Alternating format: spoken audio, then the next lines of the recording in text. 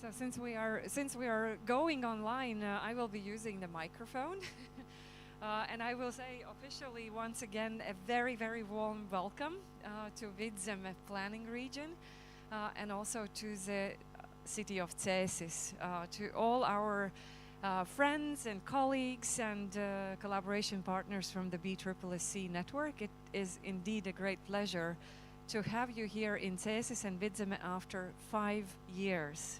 Because the last time the BSSSC meeting took place in our region was exactly five years ago. So I extend a very warm welcome on behalf of the whole team of Vidzeme, and we will have later other board members. Laila will be joining us later in the evening part.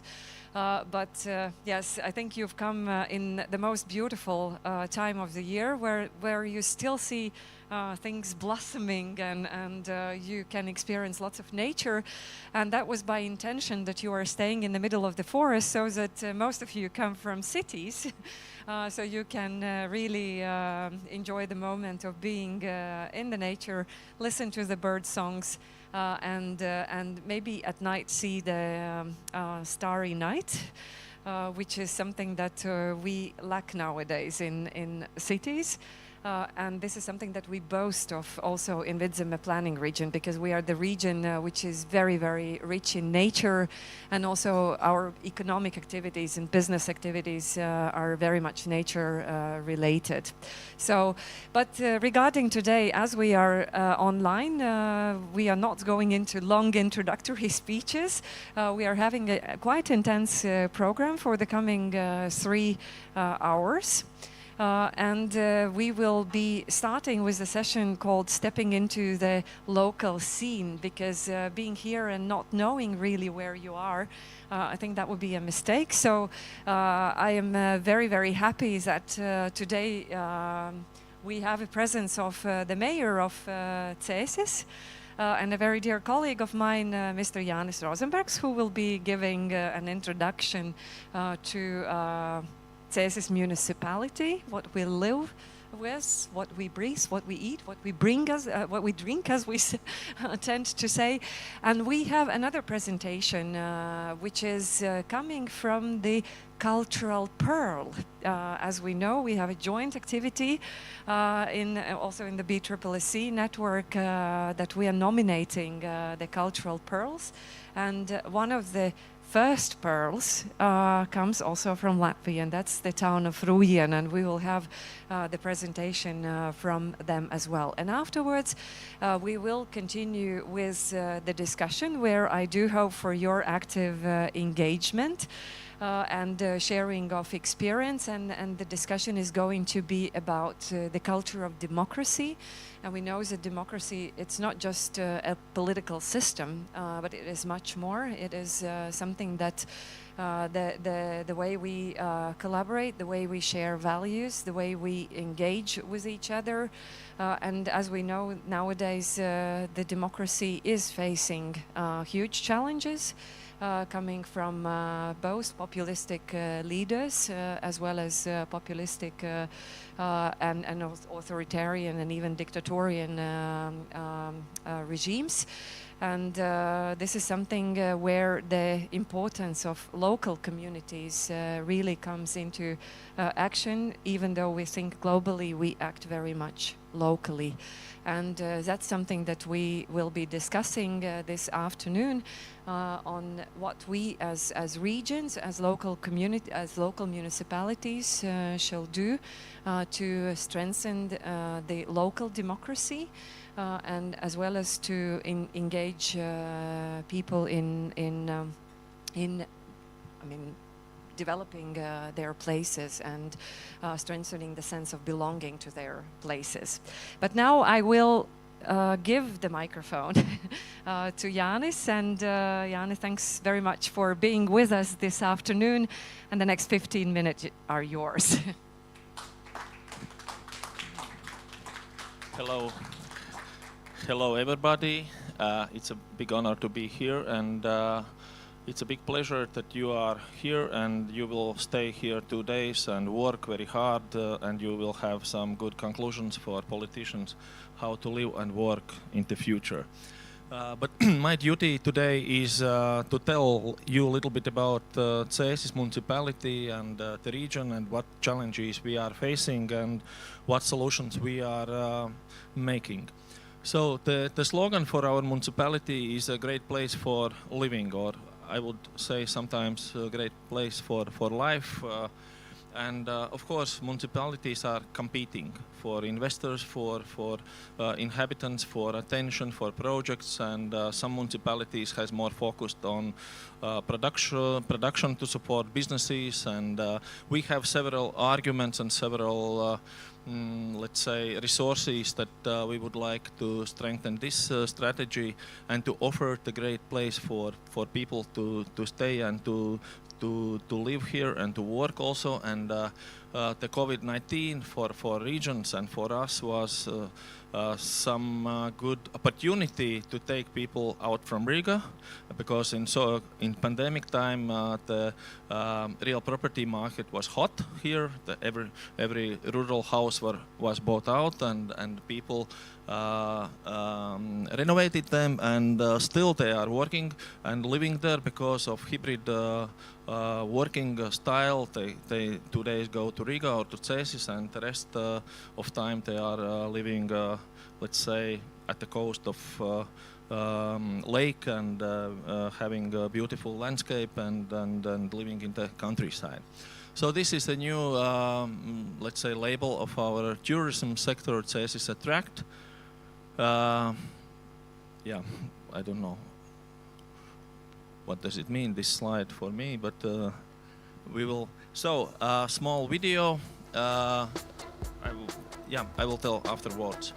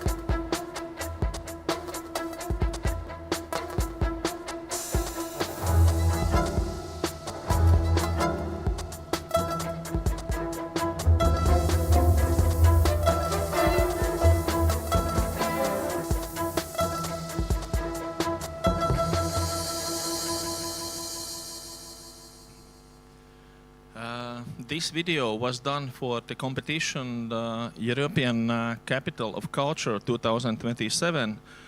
We were one of the members that took a part in competition. We lost this competition, and then we decided that we will be the Latvian Capital of Culture the next year. So, this video is still live, and we will celebrate the next year. So next year you will you could come back again.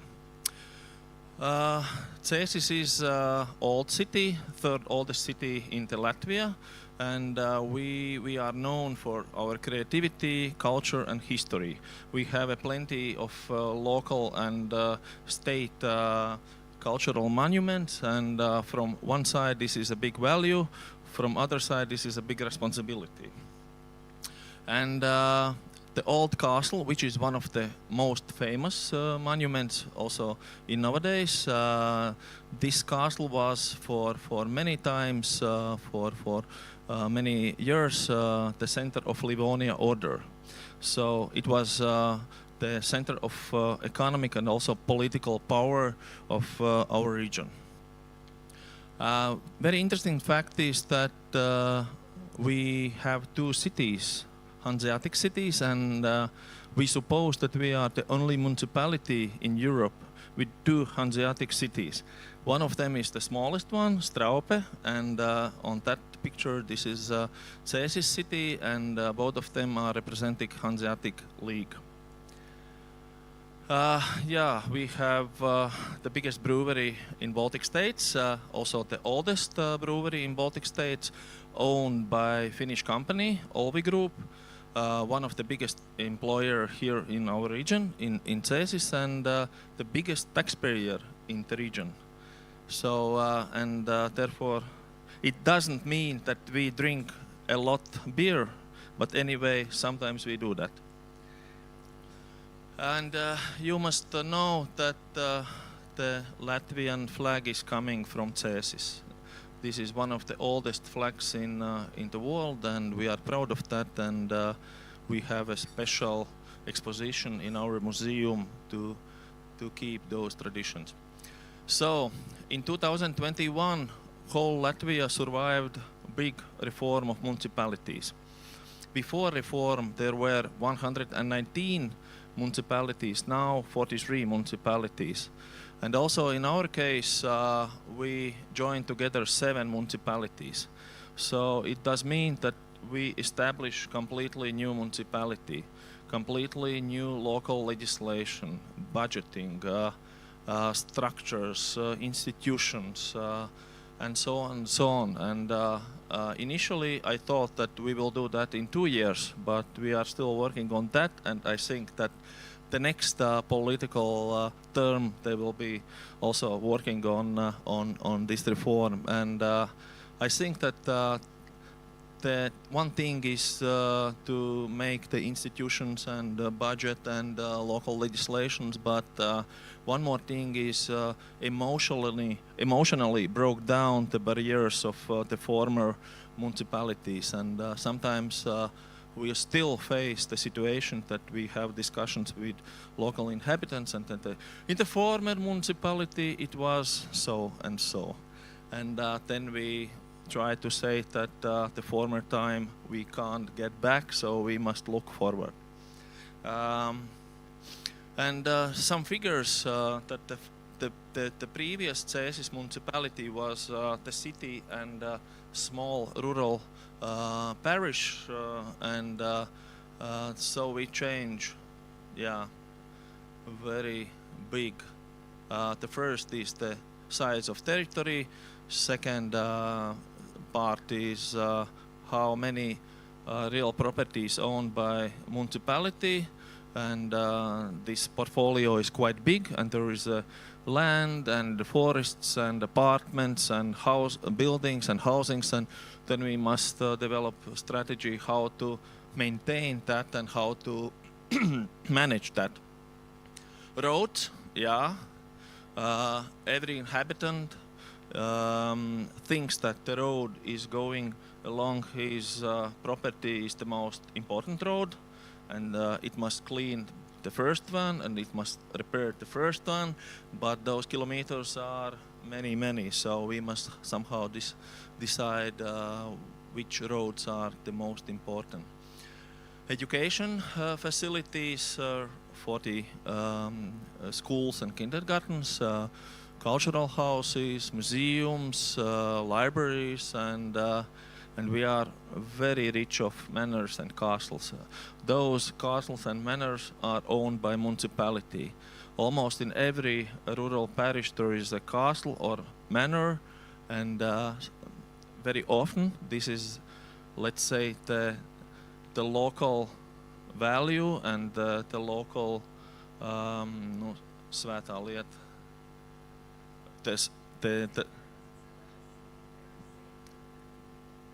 Yeah, and therefore from one side this is a big value and history, from another side it requires resources and also to think a strategy how to use those properties. Population from the old municipality and new municipality, we have a small plus of inhabitants, and the main source is Riga, the capital of Riga, that we take people from Riga, but we have challenged us in other part of Latvia that the population is aging and the rate of birth is going down, and it's raised the new questions about school networks and about the cost of infrastructure and so on and so on.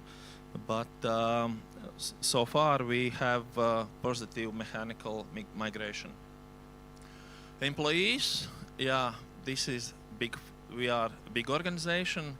It includes also teachers and kindergarten workers. But anyway, the figure is huge, and so sometimes it also requires from us new skills to manage so many people, to find solutions how to motivate the people, how to require some results of work, and how to make the processes more effective and productive. And these are challenges that sometimes we don't have very simple questions, not simple answers to those questions. The budget, yeah, we have this is the first year that we have more than 100 million euros budget for municipality. And if we look, we don't have this slide. If we look what is the biggest sectors that get them, which get the finance from budget, then 47% of the budget goes to education. So almost half of budget is going to education, and then there are infrastructure, housing, social policy, culture, the health services, and so on. We have some commitments that we have done. We have signed the diversity charter. We are the first municipality in the Baltic states that signed this diversity charter, and this charter emphasizes that everybody is a value regarding the gender or religion or education, and those values we also try to implement in our organization. Then we have signed also a zero waste commitment, and the result is that we have let's say one of the heading municipalities to develop the first bioregion in the Baltic states, and a lot of job has done by Inese. Sometimes I'm calling her like mom of bioregion, and this is the long-term commitment, but because we are in the middle of the Gauja National Park, and we have several conditions that we can develop, then I think that in the long-term perspective, this will be a great value for our region. And this includes also to turn step by step the agriculture industry, and we already have 37% organic agriculture in our region. There are some regions where there are big farmers, and to talk about organic agriculture in those regions, this is awful, not but dangerous. Yeah, and we have also the strategy how to teach our people regarding digitalization issues and digitalization skills. So the capital of culture I already mentioned. Then we, as other municipalities, we have support for Ukrainians, and still there are 300 Ukrainians living and working here. And the last that we have the Democracy Festival Lampa, which is one of the biggest in the Nordic countries, and during the Friday and Saturday almost 20,000 people are coming from all over the Latvia and discussing about different important issues. So regarding the business, we have, let's say, strong industries, food production, wood industries, wooden houses, wooden windows, doors. Horeca, we have 3 Michelin recommended restaurants in our region, and this is, let's say, good result, because outside Riga there are only several restaurants, and I think that it will be also some kind of tourism, because there are people that are following the Michelin guide and visiting different countries. Tourism and wellness industries, then we have trying to get some businesses in IT, and it is interesting that from Cēsis is coming, and he is living 5 meters away from the space center, the owner of the first Latvian unicorn. So, and the good thing is that this owner is investing money back in Cēsis because he was born and spent his youth in our city. And creative industries, this is somehow developed very organically, especially during the pandemic time when people came out from Riga. But the beginning of that industry, I think, was when we established the first co-working space, and then people started to move to that, and there was different people, translators and painters, and ladies who has company who sewing company, yeah, make clothes, and there was one guy from Chile who has a dentist hospital, and one guy from Cuba, and it's possible to work from distance and to love the local ladies. So concert hall, this is one of the biggest projects in Cēsis, and in this concert hall there are different parts. There is a regional music school, there is a professional stage for professional artists, there is a local choirs and dancing teams, and also there is a cinema. So this building is running 24 hours, 7 days every week. But the interesting thing is that we have investigated that this concert hall generates also 2 million euros to Cēsis economy. People stay here, people eat here, people buy something here. But the other obstacle is that through this concert hall and some cultural projects, we have attracted some investments to Cēsis, and we have invested. We have you stay in Hotel Villa Santa. This is also this lady invested because of the culture. Then those restaurants I mentioned, recommended, Michelin recommended, also they came here because of the power of culture. And also one more investor came who is building here multi-flat apartment houses.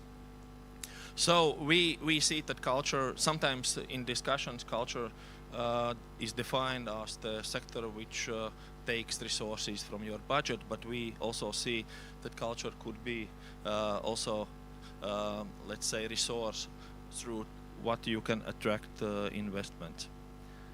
Space Center, the second biggest and the last big projects, you are here now, and you will have visit, and probably you will also have some opportunities to play with those exponents, but now there is plenty of young people. But what was the goals for this center? First of all, it is a center that we see support for our educational institutions to strengthen the interest of STEM subjects for young people. Physics, chemistry, biology, and so on. The next point is that we see it also as a tourism destination point. We hope that every year it will be visited by 100,000 visitors. And third point is that we located this object here in Cēsis, which was, let's say, degraded territory, because in Soviet times there was a big sanatorium. Then this sanatorium collapsed when Soviet market collapsed, and after that time somehow this territory was not able to stand up, and therefore we put this object here to foster investments to that side by private sector. So we have three goals of this different tourism objects, and you must come back again. Dilemmas of municipalities in Latvia: decreasing population. Only around Riga the population is going up, but other parts of Latvia population is decreasing resources, different kind of resources, human resources, financial resources, demand for change, wish for new infrastructure. What we see that people has quite high demand after new infrastructure, after new services, and high quality of services, and this is quite a big challenge for municipalities to do that because of decreasing population and decreasing resources. And especially during this municipal reform, we can see that to change something is not very easy. It is quite tough. Challenge is how to attract new people to regions, how to attract private investments, and regarding the last 2-3 years, we have also not very easy to attract investment because of our geopolitical location. Tourism flow, I think this will be the first summer that we will get back the figure before the pandemic time, so this comes back very slowly. Aging society, brain drain, and unemployment, but there are, I think, in Cēsis region we have unemployment rate 4.2%. And we had one investor who came, and the first question was, how big is your unemployment rate? And I said proudly that we have only 5%. And then he said, thank you, I'm going to the next region where the unemployment rate is higher, because he understands that there will be no people he will join for the business. And the second part of presentation is democracy, but I think that you will discuss in your panel discussions. And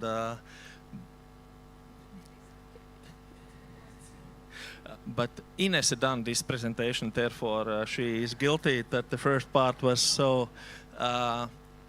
Yeah, very shortly. In the previous municipality, we had the client service as a priority for organization, because people don't understand in nowadays the difference between client service in the private sector and public sector. And it's confusing if you go to the bank and the client service is high, and then you go to municipality and somebody is crying to you what you need and why you are here and so on. And therefore we done a lot of things to change that, but in the big municipality we must start again from the 0 point to, and the first question that we try somehow to deal with our employees, our colleagues, is to understand what is your employer. and your employer is not Rosenbergs or Inese or other vice mayors, but your employer is the citizens outside on street or businesses, and if you will change this understanding that your client, that the people from outside are paying the salary for you, not me, then you will change this attention. Yeah, Bauhaus leather, I think that you are smarter than me for that, but that we try in different ways, and especially in those big municipalities, this is the challenge, how to involve people in decision making, and of course there are, when we go to the meetings of citizens outside the city, then people say that the power is somewhere far away from us, and we would like to somehow to be involved, but we have different we have different tools how we do that, and the festival lamp, and we have different forums, and every autumn, winter and springtime we twice a month are going to citizens meetings, and sometimes there are 4 hours long till 10 o'clock, and then you come to at 11 at home, and next day again to the we are working on legislations to develop citizen boards. We already have participatory budgeting and also different programs of grants. And we were the first place in Latvia, I think, that this was the pilot project of Art Academy to organize also elections for young people. At the same day, when we had the parliament elections, then young people could vote regarding the ages. The young people voted what kind of flowers they would like in the Central Park. Then the next ages voted for some entertainment activities, and we done those things that people voted for. And this is one interesting example. This is a central square of Cēsis. And 5 years ago, it was only for cars. And then one morning we waked up, and colleagues said that in Twitter there was happened something during the night, because in many tweets we were tugged in, and then we looked what is happened, and then during the night some city planners developed proposal for us how we can organize this square that will be for cars, for public space, for pedestrians, for young people. And then the question was what to do with that. If you realize that, then it gives some evidence for them that that municipality is open to exercise such pilot projects. If you put it in a shelf, then you cut down all the let's say cut down some interests in the future for civil society. And we done it. Of course, this summer was terrible, because there are two things that everybody has opinion. If you change something in traffic, and if you change, let's say, branding of the municipality, then everybody has opinion how to do better. And you see now this is organized. The traffic is going around, and there are some chairs and some trees, and you can organize here event without closing this square for transport. So and I will finish. Yeah, thank you.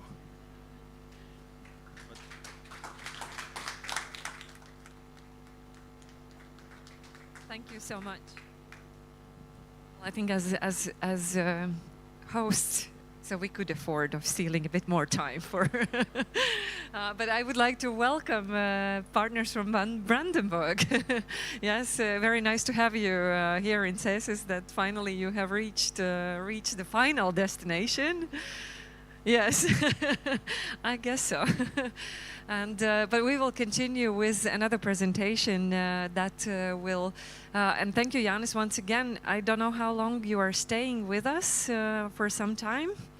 A little bit, yeah. So if you have any urgent questions, so you can approach him and ask. Otherwise, you will have to enjoy my company, and I will try to answer the questions that remained unanswered. But we will continue with the presentation from Ruiena town. And as I said in the beginning, Ruiena was chosen as the cultural pearl. So we are very, very eager to listen to your story. And it's a pleasure to have you here a bit more south in Vidzeme region. So welcome. Thank you, thank you, thank you. Good afternoon. My name is Anna Paula Gruzdiņa, and it will be my honor and also pleasure to introduce you with activities and our plan regarding the status of Baltic Sea region cultural pearl that we are very grateful and happy about. And I hope that it will also, the activities that I will tell you about will also bring us closer towards also the example of Cēsis, because I love Cēsis story so much. I am so inspired hearing all the initiatives and activities that you are working on and carrying out here. So I hope my colleague will help me with the presentation slides. Yes, and before zooming in Ruiena's story, I would like to briefly start with the bigger picture, which is just for the inside. Yes, that Latvia has borders with Estonia, Lithuania, Belarus, and Russia. The current population of Latvia is 1.8 million people, which are living mostly in 10 biggest cities and in 71 towns, which gives the insight of the fact that Latvia is that 69% of Latvia is living in cities, and we love speaking, laughing, and singing in our official language, which is Latvian language. And as you saw, Latvia has many regions, and every region has their own specific character. And today, I will tell more about Vidzeme and Vidzeme Planning Region that you see in this map, slight orange, and there is the red dot in the map that is Ruiena, that I will tell you more about. And Ruiena is located in Valmiera County, and we will see it that Valmiera Municipality government is the main governing body. And it includes also the town of Ruiena. And Ruiena, I will tell some facts about Ruiena that will help you understand also the activities and the background of the activities. So Ruiena is as you can see in the map, still the orange dot in this case, it is the northernmost town in Latvia. And our Estonian border is only 12.8 kilometers away. Sometimes we have an Estonian signal in our phone when we go to countryside. It's a good signal, by the way. Ruiena is the administrative center of Ruiena Territorial Division. That is the next biggest after Valmiera. And although it is quite small, as you can see, Ruiena town has only 2,880 inhabitants, which, yeah, though makes it biggest town after Valmiera. And Ruiena is also the administrative center of Ruiena Territorial Division that unites 5 more parishes. And that's important because I will continue about the meeting our neighbors, so you can see where the neighbors come from. Okay, we can continue. Yes, and that was the fact, but Ruiena looks like this from the above.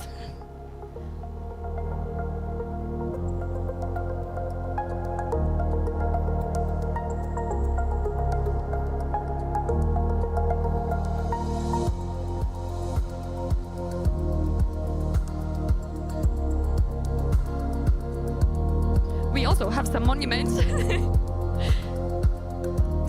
Oh yes, this monument was. It's called. How to translate? It's devoted to the strength of Latvians. It's like a patriotic spine for ability to stand up against the enemy in a situation where it would be tempting to not stand up. Yes, Ruin is also very proud of the tower, not tower, but the church tower that was also there was a public raising money for changing and restoring the tower because it was burned down. Yes, okay, we can continue, and it looks very pretty from the above, but of course we also face some challenges, and I would like to say that some of the challenges that Ruiena as a small town faces are very close to the ones that I heard in the story of Cēsis, and I will briefly introduce the three main challenges that we hope to address with the activities in our project, and I will later explain the activities, and you will see maybe why we have chosen them. So the main challenges, one of the main challenge is people's inertia. So the civic activity in Latvia overall is quite low, and it's of course the story also of Ruiena. People still think very as individuals, not on a community level, and we would like to work with that. Another challenge is that young people do not see the opportunity to stay in the countryside, and in Ruiena especially. So we can see it that Ruiena can be called the town of senior people, and I heard it also in some level also in the story of Cēsis, and we would like to make the place more attractive for young people. And the third main challenge that we would like to address is unemployment, and it is also of course present in rural areas, and there's the tendency of people leaving the region, also Ruiena, and of course it comes with decrease in population and decrease in economic contribution to the county, which again it's like a vicious circle. So these are the main challenges, and in the next part of my presentation, I would like to introduce with the action plan that we hope to address these challenges that I mentioned. And the action plan is in 3 phases. It's multi-level. I hope I will manage to not lose you in our action plan that is quite ambitious in a way. So there's 3 phases of our action plan, and first is called Meet Your Neighbor. And that's why the parishes that I mentioned before. Second phase is addressing intergenerational cooperation, which works with the challenge of senior people and young people. And the third phase is establishment of active citizens group in Ruiena, which kind of goes through all the activities. We would like we would like that in Ruiena there would be active citizens group that would continue the activities also that we carry out, and that it would be sustainable, and the community resilience would be there. Okay, and we will dive in each action plan phase separately, briefly. And the first phase is about neighbors. And we love neighbors in rural areas, and neighbors are very, very important, probably more important than in cities. And because neighbor can be your taxi if you need it. It can be the best babysitter. It can be the shop in most inappropriate moments when you're out of salt. So neighbors in countryside and in border area are very important. But it works only if you meet them and if you know them. So what we would like to do with the activities is get people to meet their neighbors in 3 different levels. One level is to meet them within Ruiena. Another level is to meet them between the parishes. And the third level is to meet them the neighbor that is behind the border of Estonia. So, and we can maybe go a little bit back to. I will just briefly introduce how we would like to them to meet so within Ruijena. We are working on to make and to help locals make themselves a little creative district, because we saw a potential of such a place, a meeting place for also project activities to be carried out in previously abandoned space in cities, in a town center, which we already made a cleanup event, and it looks much prettier now. You will see in the pictures later on. And we would like this place to be one of the places that Ruijena people meet and carry out the activities. And we have some activities planned already that maybe will inspire, we hope it will inspire other events to happen there, which is, for example, local youth day, hobbies day, garden festival, and so opportunities to meet. We can go further to see how we would like to meet the neighbors in next parishes, and we would like to organize several guided excursions from one parish to another, from one village to another, and to create stronger bonds in between these, because there is some kind of border. The places are close to each other, but there is invisible border between them. Okay, and the third one is photo exhibition about the people of Latvian-Estonian border area, which we have already started to implement with my colleague Madara there. We have been already on 2 expeditions along Latvian-Estonian border, and it has been very inspiring meeting people, hearing them stories, and we've been asking questions. What is it like to live? What is it like to live here in the border area? Do you meet your neighbors? How it is to live next to Estonia? Do you go to Estonia? And so it has been very inspiring. And the exhibition will be open on the 35th anniversary of the Baltic Way, which will be in August. And we would like the people to come also together there. Okay, so the second phase focuses on intergenerational cooperation.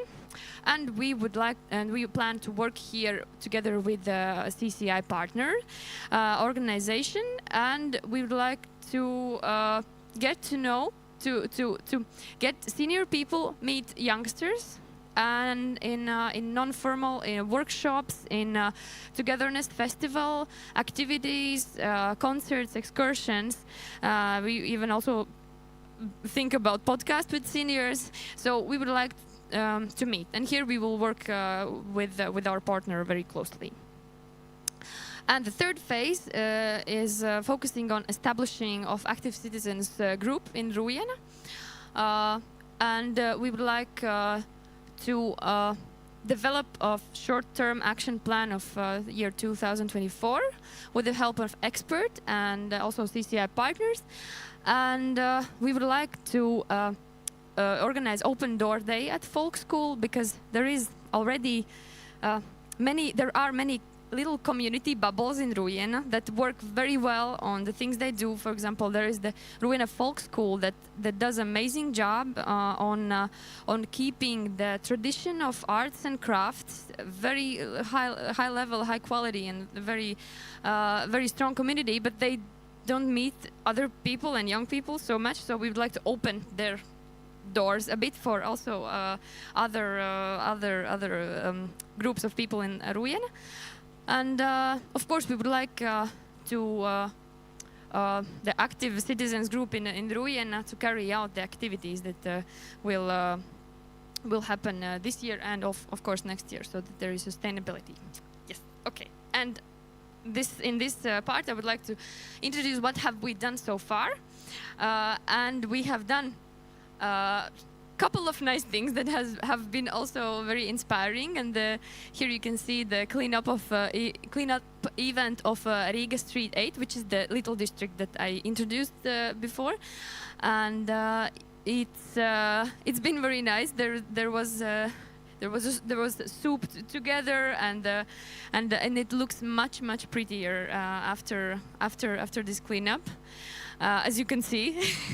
Much prettier. And also there is an exhibition now on the wall within the yard that is showing how the place looked like before, and there's a place to spend the time, and we can see that people in Rujena are doing it. They're using the space, which is very heartwarming that it actually works. And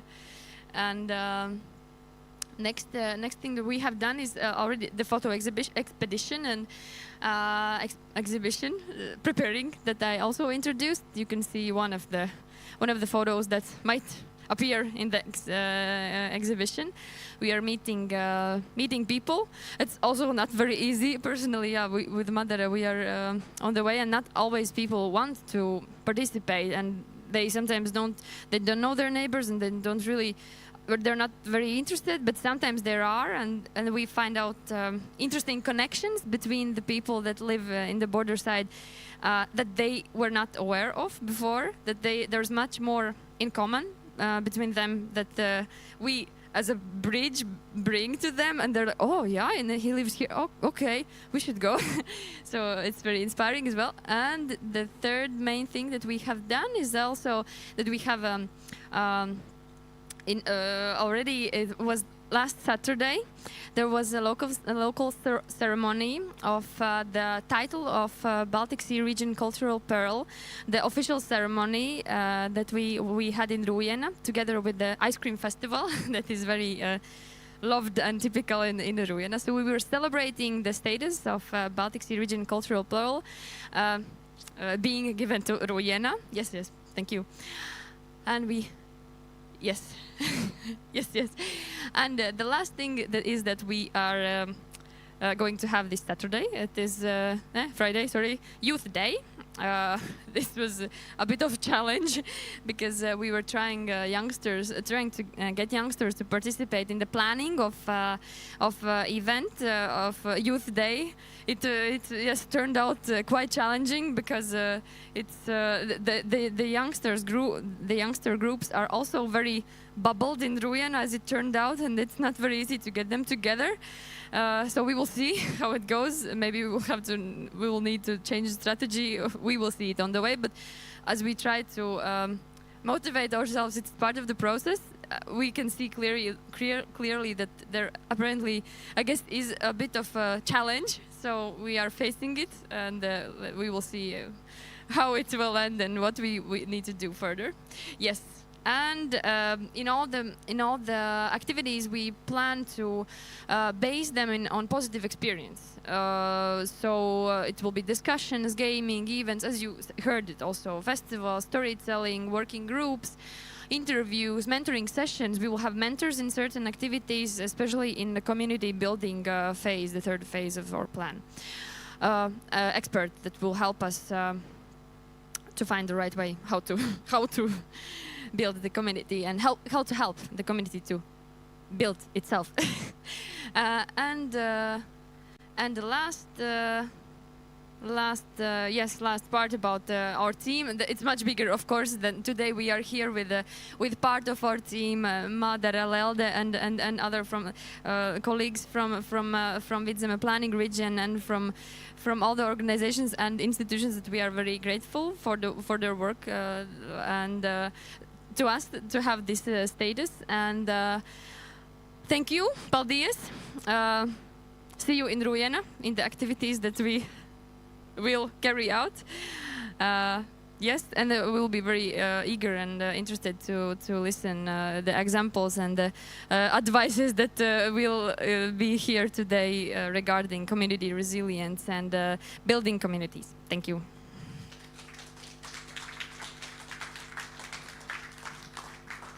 Thank you, Anna-Paula, for your energy, and I think you were demonstrating like what it takes to weaver, the fabric of social resilience, like very step by step. But the energy is there, the ambition is there, and I think these are really the two important, and the people are there. So the really three important preconditions for you to succeed. And congratulations with the title of the cultural pearl. Okay, and from here on we are bridging to this third part of today's get-together before we go on the excursion in the Space Center, a discussion on what it takes to build the culture of democracy and what tools we can use to strengthen the social resilience of communities. And I'm very delighted that today with us there is an expert, also a lady who lives in our region. We are schoolmates from the university times, which is also very important because this is how regions function. You rely on each other, you feel very secure if you have people you can trust around you, and you share the expertise and knowledge. So Inese, another Inese with us today. Inese, I guess you will introduce yourself, but Inese is really experienced in the work with non-governmental sector and working both locally, regionally, nationally and internationally, and she's done an amazing job as well in supporting Ukrainians during the times when the war started. And yes, very, very pleased to have you with us today. And so we will have two parts that Inese will introduce. So the mic is yours. Thank you. I'm very glad to meet all of you here in Latvia, in Cēsis. I really do live approximately 50 kilometers from here in smaller town. And I would say I welcome also you in the event of NATO Sea. And I will be the one who will be backing this whole topic from the perspective of security. So it will not be so much about participatory tools that you have used to, but maybe my observations and some conclusions, actually, how we can strengthen the civil society resilience. And I'm also working now in the working group of Baltic Sea region, but it's more on civic protection. So I'm more used to see firemen in the room when I work on this topic. But let me bridge these two issues for you. So talking about background and why I'm here and what I do. So I work in a non-governmental organization that is national level network. We have 43 members and we work in several directions, but all of them are actually localization of global issues. So we work with global citizenship education, which you probably know. I think it's a very common topic in Baltic Sea region. We work also with humanitarian aid issues. And historically, actually, Latvia doesn't have any humanitarian aid NGOs. So we are actually reinventing the system ourselves at national level. And we work also with global partnerships, or in old school way it was called development aid. Now we talk about global partnerships, equality, and social resilience, what I will be covering today. And when Russia's full-scale invasion actually started in Ukraine, what happened, we all faced I may say some serious thoughts, right? Especially in this region, as Jan said, it influences our economical development and our possibilities to attract some investments. But to be honest, I think every family, every individual was thinking what I will do if time comes. And this is something that came also in mind of our organization. So we understood that even though it's not our primarily focus, security, civil protection, we work more with democracy and education tools, we actually need to link these two issues. So we started actively to work with our Ministry of Defense, Ministry of Interior, State Rescue and Fire Service, and also, of course, with our fellow NGOs. And so you see, we have had quite a lot of events. We've been consulting actually on this topic also NATO experts, and I must say they also don't have an answer. So this is something what's going on now. So I will really look forward also on your comments, best practices, and some thoughts after my presentation. So I warmly welcome you in the room, and also I know that we have some people online, and I know that somebody will be taking the questions from the online group also. So to be honest, as I said, for us, this is learning by doing. I have been engaged very actively at national level in 3 crisis situations in the last years. One was, of course, pandemics. And I was coordinating newly built national level volunteer system when people were helping to those who could not go out of their homes and other vulnerable groups. So you can see one of the volunteers there, and he's saying there are some situations when you don't have any choices, you just need to help. The second was, and I will really call it also crisis situations, when we were receiving here for rehabilitation people who were beaten by so-called president of Belarus. We had people here, and we, of course, we made protest activities, but that was also some kind of dealing with our medical services, waiting for people at the borders and so. And the last, of course, what we everybody experienced was, of course, this Russia's full-scale invasion in Ukraine, where I was particularly working with humanitarian aid, but large-scale humanitarian aid, sending big cargo cars from private sector donations. And actually, we were one of the countries who found fast track beyond all formal tracks to Ukraine. So now talking about multilateral perspective, because we are here representing one, right? So I think I don't need to explain in this group who is working at multilateral cooperation that actually nowadays we need to look on crisis at systemic way, right? We know that we can look from the cause perspective, so very well known SDGs, you will see them also somewhere. And also impact perspective, where again we can unpack different type of issues like food security also, for example, and so. But what we can indicate now, and probably you all know this specific definition of polycrisis, that there are crises covering different type of other crises, and actually we all the time live in some kind of crisis. So we need this paradigm shift to change actually the approach. And why resilience? Actually, when I started to work on resilience, I understood that the methodology of resilience reminds me very much methodology how we implement SDGs. Because if we think about SDGs, what is it? It is about individual responsibilities, right? About cooperation, about ownership, multi-stakeholder cooperation, and so on. It is a process. And resilience also is a process. And just to give you this short theoretical definition, and you will later understand why I'm saying that. Resilience is when crisis situation comes, you not just only sustain, but you also recover and even develop in a crisis situation, right? Because also Ukraine now is not just fighting back, but also developing, right? We will not talk today about recovery, humanitarian aid, and all of these issues. You can come to me. This is my daily topics if you are more interested in that. But we will really talk about communities. This is something that we are used to talk about, right? Open government partnerships, democratic processes, and this is all actually what, as I say, works with causes of conflicts. We are reducing actually the possibility of conflicts. And when I was going to military topic trainings by our Ministry of Defense, actually what they say, and what you probably also would agree with, right, that the best situation is that crisis never comes, that we actually work with, causes of conflicts. And this is something what we do on daily basis, but even though we sometimes don't recognize, right, this direct link. So if we talk about working with the causes of different crises and also crisis reaction, you can look on different levels. So today we will talk more in depth about communities who are first responders.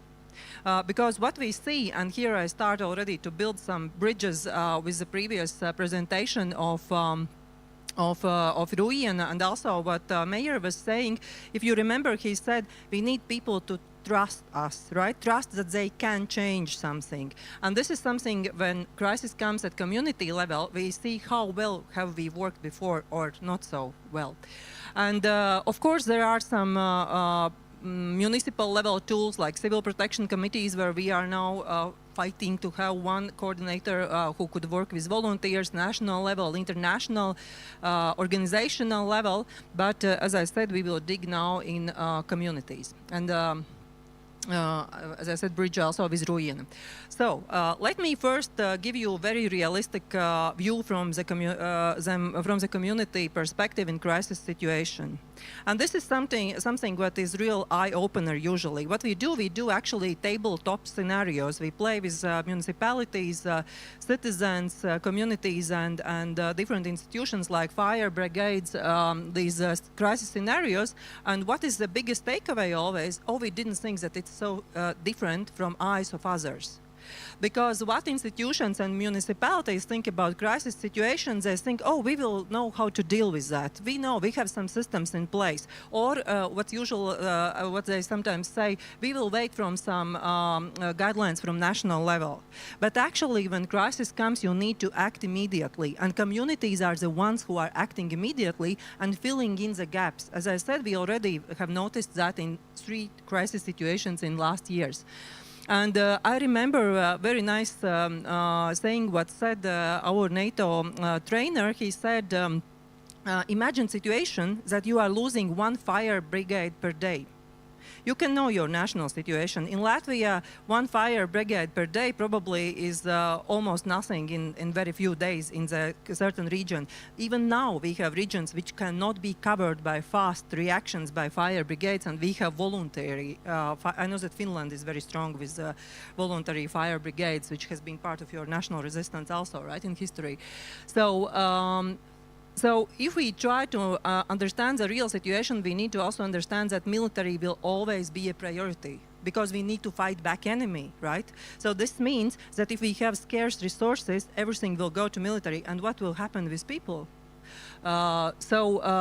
What we understand that usually it goes with loss of electricity, scarcity of water, floods, chaos, panic. We have experienced panic situation in first days of Russia's invasion in Ukraine, also in Latvia, right? So this is something that we need to understand. And in this situation, the question is what happens in community. And this will be the fruit of what we have actually seeded before working with democratic instruments and all these participatory topics that might sometimes feel boring or even disturbing for municipalities because people just come and ask all the time something. So just to come very practical basis, what we have learned with institutions who are working on the civic protection and security is that risks can change, but consequences usually are very similar.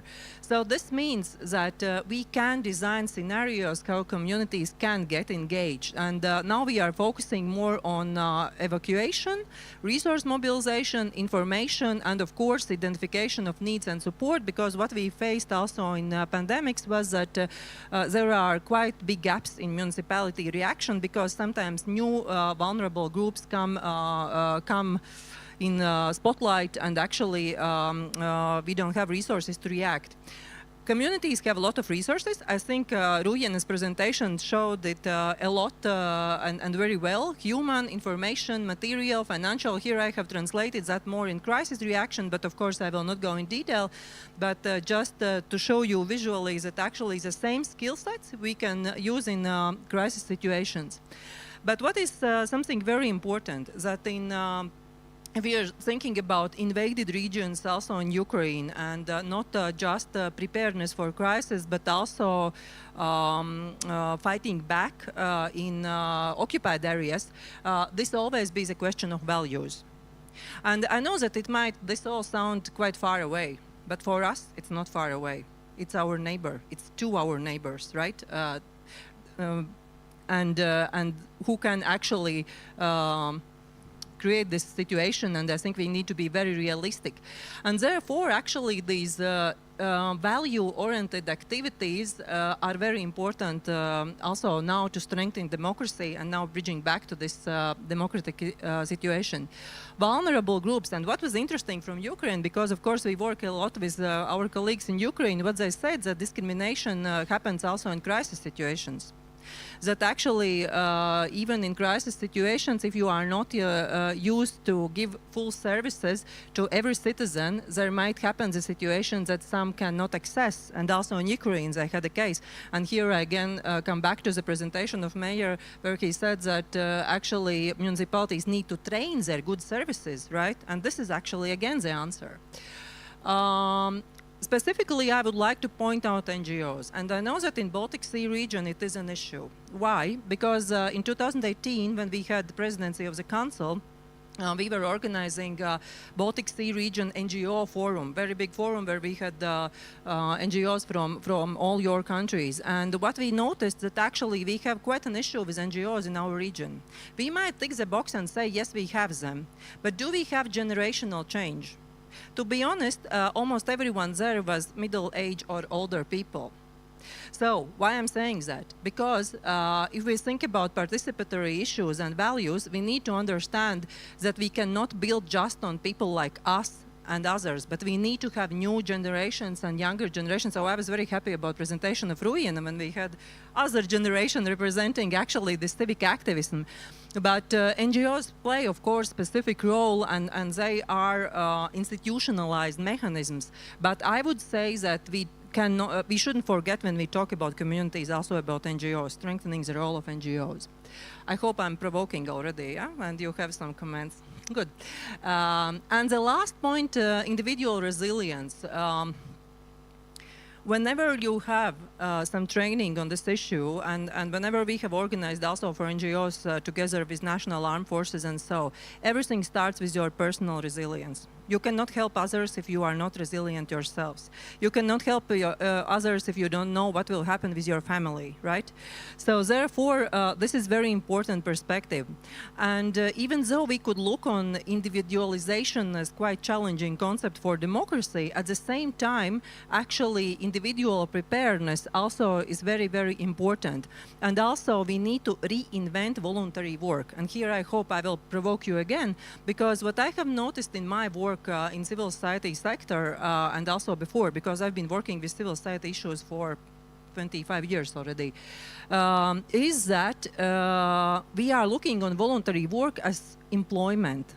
We can get experience for employment. It's something very long-term commitment. We go to one organization, but actually people are nowadays looking for short-time engagements, short-time voluntary work. I go 2 hours per week for somewhere. And this is something how we actually need to change the whole concept of voluntary work. From Ukraine, just to prove my, case, we also had, as I said, colleagues who were saying us what are their needs, community needs. So as you can see, mainly the needs in real crisis situation are infrastructure ones, right? Because we know how to change the ways we work already from pandemics. We are quite flexible in that. And they also said you can move to another town. Of course, what was interesting, by the way, what might be interesting for you from municipalities, they said that actually so-called IDPs or internally displaced persons, they make different dynamics in local communities, especially small ones. They say because there's very big flow of different people in smaller community, and then actually changes dynamics. But of course, these infrastructure needs are very important, and that's something where we can help them, right? But also the individual ones, as I said. Survivor's guilt, burnout and depression, housing and employment, security threats for civil society leaders, and so. So to sum up and to already start to, ask, do you agree or not agree, or have some comments? I think that municipalities are enabling environment for communities to become stronger, for citizens to become more empowered. And when I was thinking, okay, but what can I suggest as a person who has been working with civil society issues for so long? And I understood that actually we need to go back to the basics. That answer is very easy one. If we give communities like in Ruijana possibility to rebuild their own space, to do some kind of initiative, to do some cleanups. They understand what skills people have in our community, because skill sets are very important in crisis situation. They build a sense of belonging to local community, local loyalty. They get acquainted, as it was with neighbors, right? Who is my neighbor? How can I rely or I can't? They also improve local infrastructure. That might be also the place for evacuation, for example, and they learn to do coordinated actions, which has actually always been the biggest failure point in all my 3 experiences in crisis situations. So, very simple proposals, again translating back in the topics what we have used to talk about: renovation of local historical and cultural places, some trainings with local services, especially together, multi-stakeholder cooperation, and some practical tabletop scenarios, enabling environment, and yeah, quick wins, visible results, positive effect, and engagement of new citizens. This is something I think we need, not the ones who are exhausted and all the time doing all the job, but getting more people, different people than us, but why not? They also are our citizens, and they have their offerings to our development. So, this is it. This is my presentation. Thank you. And I think we can combine. If somebody has question, it's good, but I would say that it would be great that we could have some interventions. And in a way, when we thought before, we thought about 4 main questions, but we can navigate through all of them, but we can start maybe with the first one, what is about challenges. So how do you think, okay, this is nice picture, how we can do something, but what challenges do you face in your work in building resilient communities, in building these citizen initiatives? So, or any other comment? And we have a fantastic help at the back. So, somebody needs to break the silence.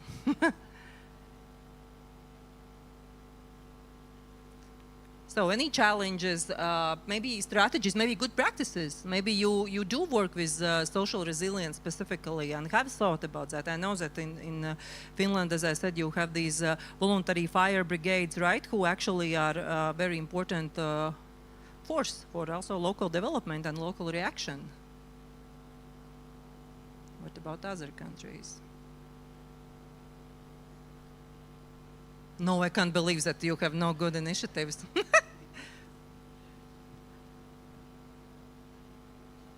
Regionally, yeah? But I would say that regional level is also enabler, right? Because you can enable these initiatives by boosting local networkings, and if you work at regional level. So even if you work at regional levels, that's the answer for the question for you. How then you can promote this? Is it only on the shoulders of the communities?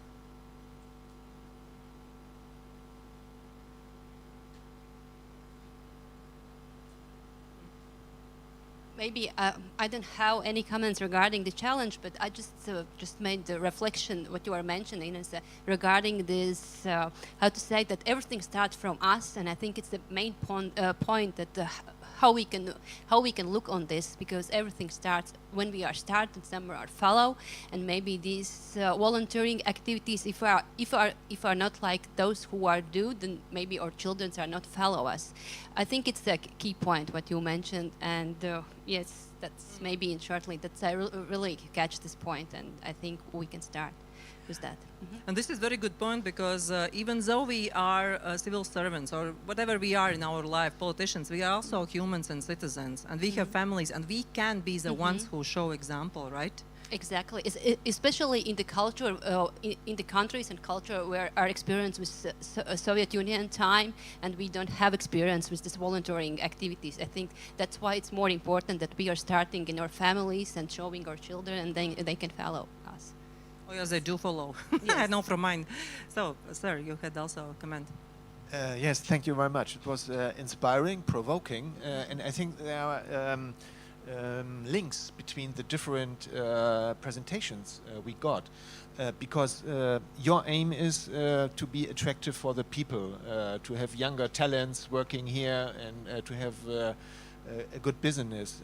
We have seen cultural pearls also with activities close to the people. And you also said if you would like to be ready for a crisis, or if you would like to have a prevention for a crisis, you need to go to the people again. And I think this is the combining factor between all these approaches, be it for the Cēsis cities, be it for cultural pearl, Vienna, or be it for crisis prevention. And I think we should do more to get the people back on board. And I think you are really over average with your activities, and I think others can learn from you. So you are not the best example. You do not really you do not need the help. You are so active, and but in other respects, I think there's a lot of things where we do not use the potential to get back to the people. And I think also the social media is also a matter where you move away from the people. And so your approach to do more bringing people together, to bring them out of their isolation on every level, be it municipal level, be it regional level, be it national level, I think this is the way. And to included in our work, in our daily work as a Schleswig-Holstein region in northern Germany. And we are active in Baltic Sea cooperation. And also we have this aim to come closer to the people with our work. So we are a strong supporter of this project Cultural Pearls, because it didn't exist 2 years ago. So it was our aim to show the strength of culture, bringing together the people by this award Cultural Pearl.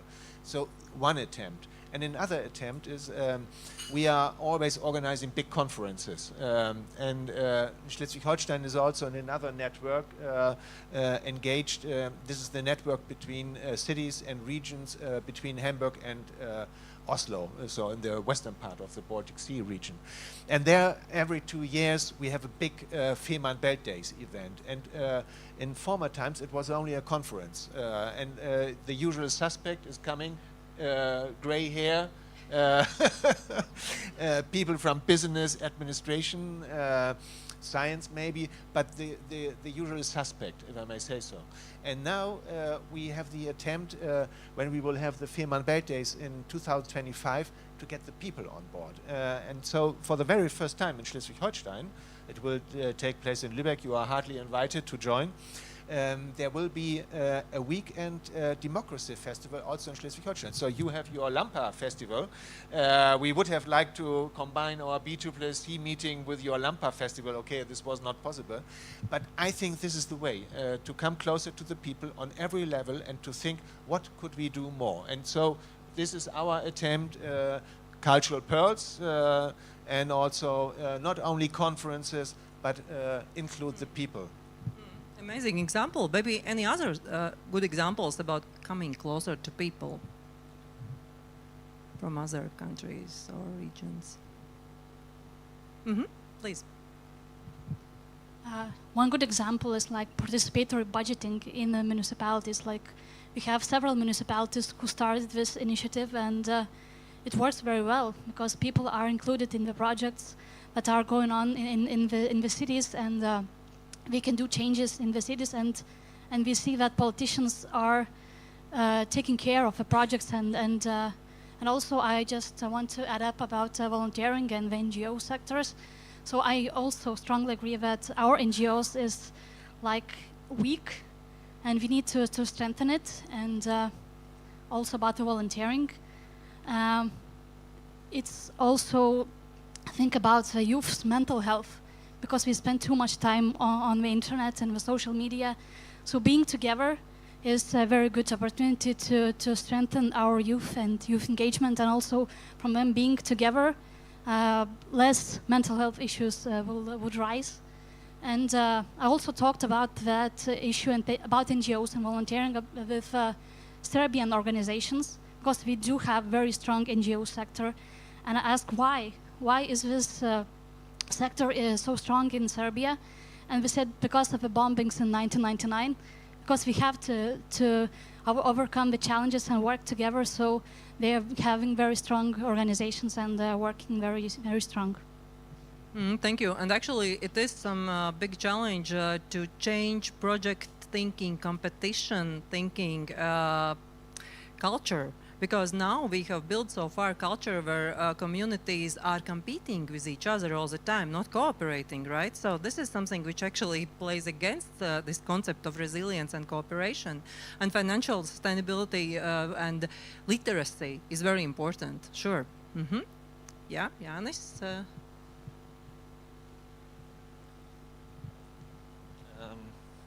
Yeah, what we see from our municipality, we have 24 parishes and 2 cities in our municipality, and almost in every parish people are waiting to meet us, and it requires a lot of energy to go after the work from 6 to 10 and to discuss with people, but this really works. People, of course, sometimes they are angry if there is a full moon in the skies. Sometimes they don't hear the right answers to the questions. But anyway, I understand that in some parishes, people are coming more now to meeting than it was in the previous municipality. Because I don't know, there are several reasons for that, but what we see that the discussions are much more qualitative if there are strong communities. We were going to one absolutely small village, and I remember that I said to my colleagues that I think it will be a very short meeting because this is 200 people in that village, and then we came into this cultural hall and there are 40 people, and then we understood that this is very strong local community which is organized by one young lady, like a lady from Rujena, and the discussion was a little bit other than it was in some other cases. For example, they say, we will do that ourselves, but we need such a support from municipality. And the next big challenge is for our civil servants to help them to do that. Because sometimes you must find some very simple solutions, but sometimes they are untraditional solutions, how to help those local people to realize one or another let's say, project. This Cēsis 2025, that we will be the capital of culture in Latvia. This also is the project how we can bring together people from different former municipalities, because when you talk about the culture, when you realize common activities, then you somehow broke down those former borders of municipalities.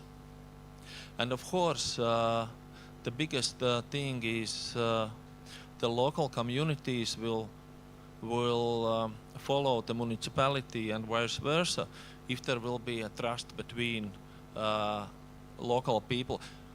Let's say that we are doing now, we are building this trust, and every case when we promise something but don't do that, then we a little bit broke down this trust, and it's very important to keep this trust in good shape. Let's say it's not easy. It's quite complicated because sometimes expectations from the people are too high or too wide. But anyway,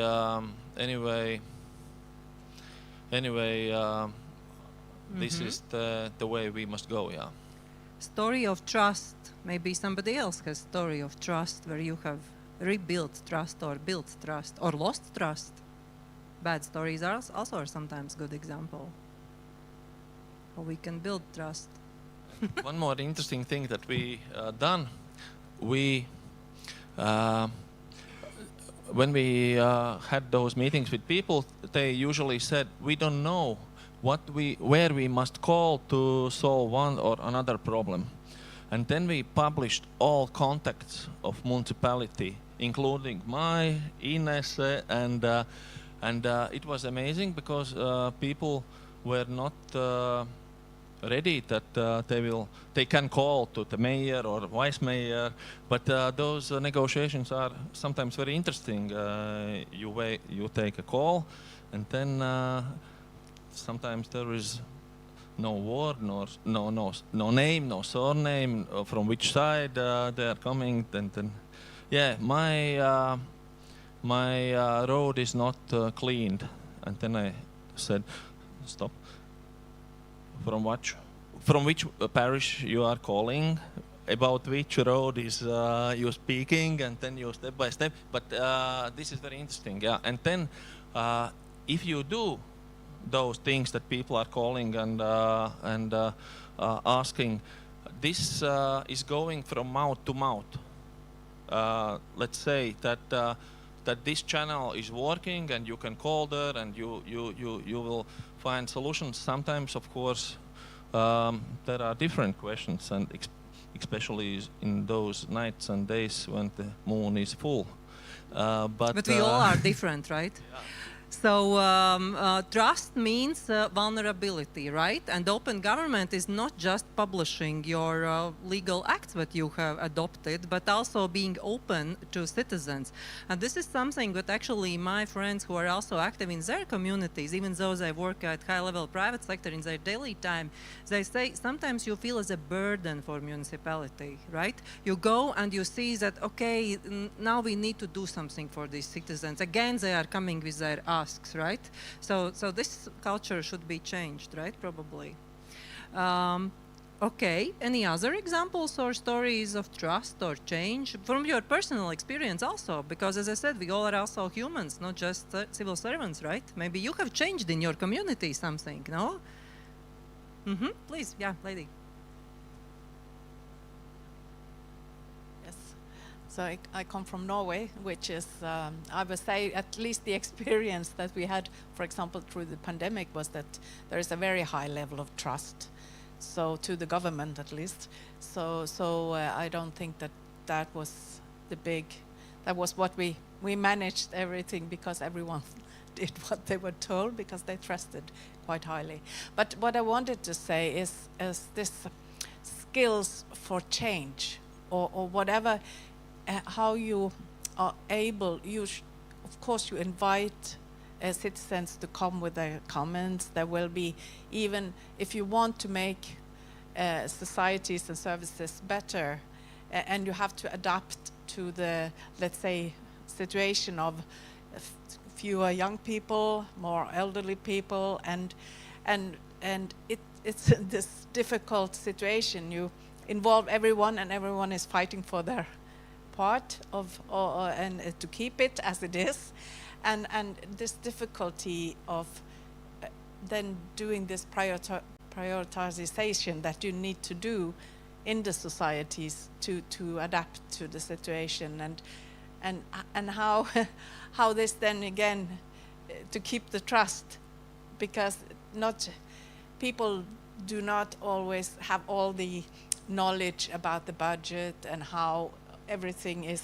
sort of interconnected, but they know what they have and they don't want to sort of, they will fight for it. So there are a lack of kind of skills to strengthen societies and move them on to a new situation, and we can see it especially connected to what Posea said with the aging society, that the rural areas and there is now also where young people then may have to move away to take their education, and then the smaller societies will then be drained for people who should be engaged in the NGOs because they are not there in every day. Maybe they come up on weekends, but then there is nothing happening.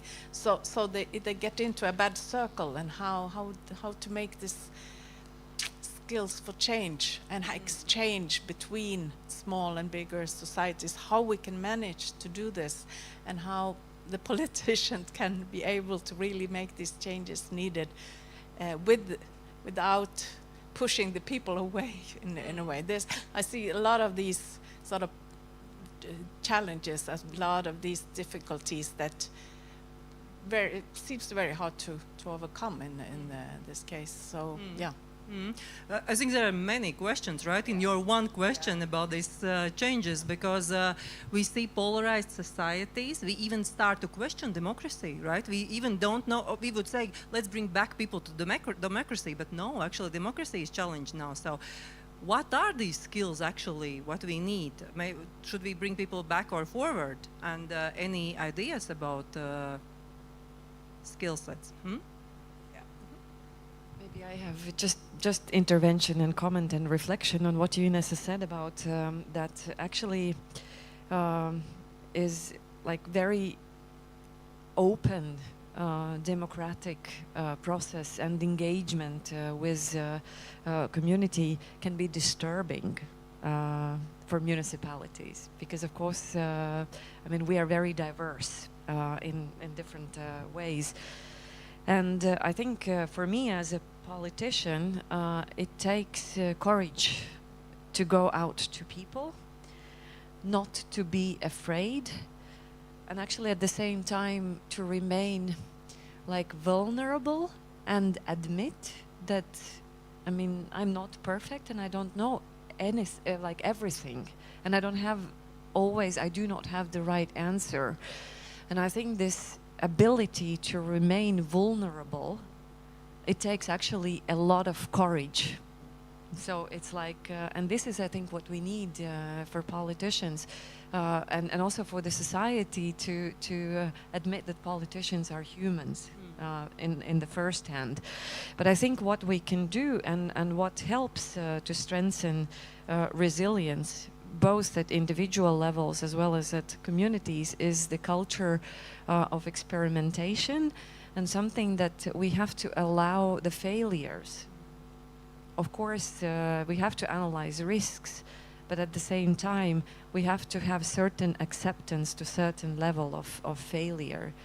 And this is something that we have to train and practice. So remain vulnerable because you are strong, actually, and experiment because that's the way you learn. And you make conclusions and you go ahead. So. And both are linked, because you can recognize that you make mistakes if you recognize your vulnerability, right? And it is total difference from politician who is perfect and civil servant who knows all answers, right? So can we recognize that, please? Hello everyone. As I have told you, I'm Tarja and a new member in this circle coming from Helsinki. I think I'm active. I feel that is how you strengthen social resilience is that you have to give people possibilities to be.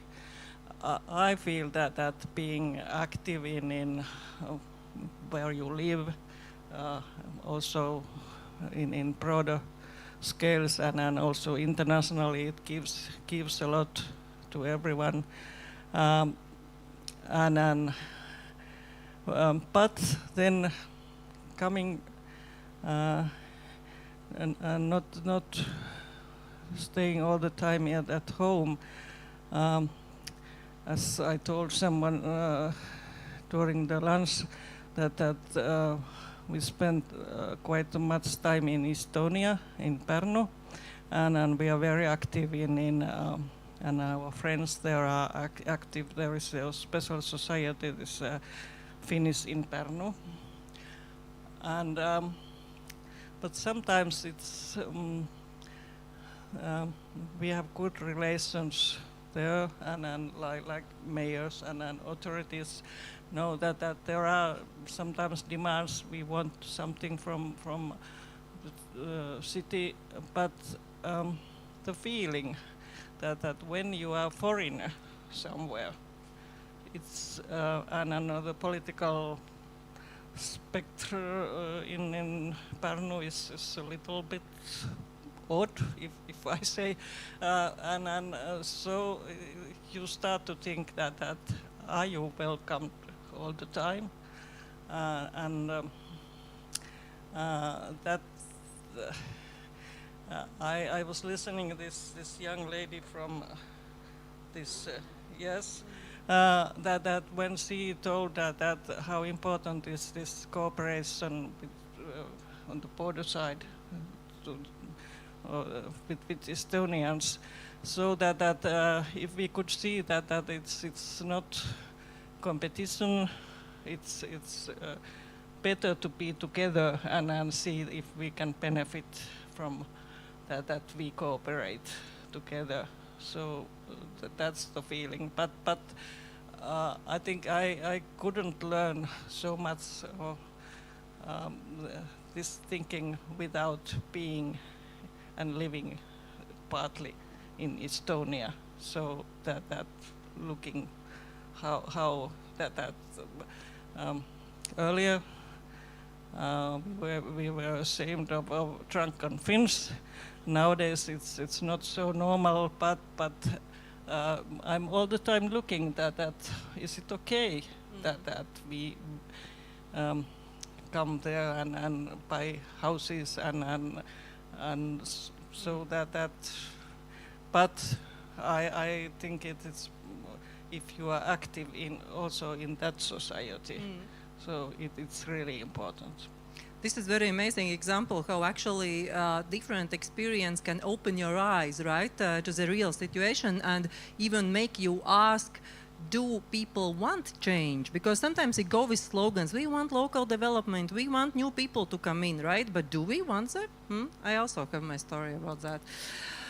So, okay, but you raised very important question about this cooperation, and let's zoom a little bit back from our really community experiences, best practices which you shared and which are really amazing, to Baltic Sea level, right? What we can do together, how we can enable. Of course, yes, we can learn from each other, but is there something that unites us at Baltic Sea level if we think about strengthening democracy, empowering citizens, or we are competitors for project grants? Ines, 2 comments regarding the previous topic, and then I will not speak anymore. No worries, you are host, you can do whatever you want today. How we can strengthen the NGOs and civil society is that municipalities can delegate functions to different NGOs, and whether this is in social sector or in sport or in education, and this strengthens the capacity of NGOs, and also they get some finance from municipality, and what we see that NGOs do that, let's say they are flexible, much more flexible than municipalities, and sometimes they could do more than municipality with the same amount of money. And one more thing is that I think that works good is to offer different open call grants for NGOs, for young people, for culture organizations, for social organizations. And this again, if they apply, they organize themselves, and they organize any event and this also rise the trust themselves. And also I think that for municipality, the network of strong NGOs is a big value. That's all. So give real tools. But you provoked actually one more provocative comment what I would like to say, and I can really say it as a civil servant of quite a long experience, because I worked as for government, as for NGOs. So I think civil servant actually is a channel. It's not beginning and the end. It's not expert. Civil servant is channel who translates the needs of society towards legal acts. Because we work with legal acts, with policy documents, with papers, but we are just channels. Sometimes we are used to see civil servants as the main experts in the field because they are recruited by their skill sets and so on. But actually their main skill is to listen to community and to understand what they need. And it's not an easy task, right? Maybe somebody else wanted to comment and I just, no? About previous questions. Yes, please. Then we will go to... Yeah, thank you. My name is Karina Williams. I'm part of the Schleswig-Holstein team. Yeah, I mean, so many interesting reflections. It's really, yeah, almost... I mean, it's very optimistic, I think, that we all are here to share our experience on building communities. But on the other hand, I also share these worries that I think we all have, that we fail to somehow take the people with us in many ways, at least in Germany, and I think all other Baltic Sea states. We have a lot of problems with populists and right-wing parties coming up, and I think that's also a result of somehow this technocratic way of dealing with politics, that many politicians are far away from the needs of the people. And yeah, as you said, Inese, I think it's very important that the politicians and the people interact more, so we have more like this kind of deliberative democracy formats and really talk to the people. I think it gets more and more important. But to your question, actually, on the Baltic Sea thing, that's of course why we're all here. And I think this project that we are witnessing here, the Baltic Sea Cultural Pearls, is really a good project where we can share our experiences, but also really build on something new, hopefully long-term. We hope that this project will continue also after the funding ends and we don't have to compete with others about the funding. And yeah, as you might know, our capital Kiel also was awarded this year, Baltic Sea Cultural Pearl 2024.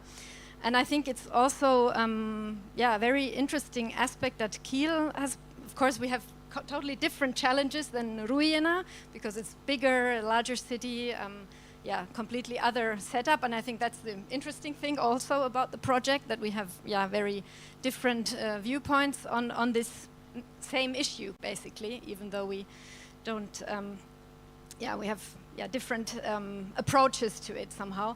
And I think one key factor is actually taking the young people and the children with us, and that was also one main point that Kiel is taking up, is empowerment of children and young people, and to let them learn and be part, and also shape their identity of the community so that they really feel part of the community, feel part of the process. So that's one very important issue, I think. And I think that's where we succeed in Baltic Sea Region cooperation. We have a lot of young people engagement. Also today we have our youth board member, BSSSC youth board member here, and that's very, very nice. So I think that's an important aspect I wanted to raise.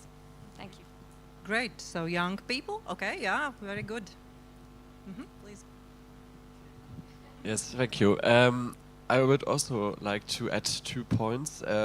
We as the Baltic youth mentioned in our last positions often more identity in that we need more identity in the Baltic Sea region, and we could succeed such goal with events we celebrate together, like a Baltic Sea Day, to get the Baltic connection more in our minds. And another suggestion of the youth was more connectivity through exchanges. Like we have the Germany ticket for public transport in Germany, and our idea was to connect the neighboring states as well, that young people can travel in the neighbor states and also connect with younger people there. And we think that democracy and social resilience also comes from knowing the neighbor states and their culture, their habits. And yes, maybe this could also be a good idea to take into consideration. Amazing, because I think resilience as the democracy is practiced, right? You practice it and then you experience. And I like this suggestion about celebration, because we shouldn't talk always about challenges, right? We also should celebrate something good in common, what we have.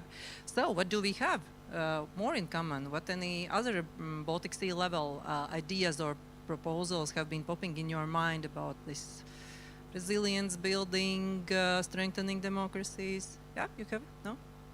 No? Okay, yes, please, sir.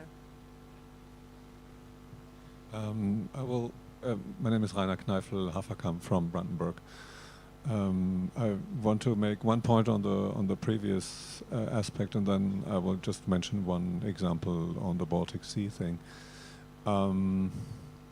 I was very much interested by your presentation about how important it is to bring together these different civil society actors on the local level, and in terms of dealing with crises, preventing crises, and also very different crises. And I think in Germany we have a pretty strong civil society, starting from institutions like these already mentioned voluntary fire brigades, through what we call the Technisches Hilfswerk, which is a sort of large-scale technical support institution for catastrophes, what kind of you might imagine, which is largely also run by volunteers.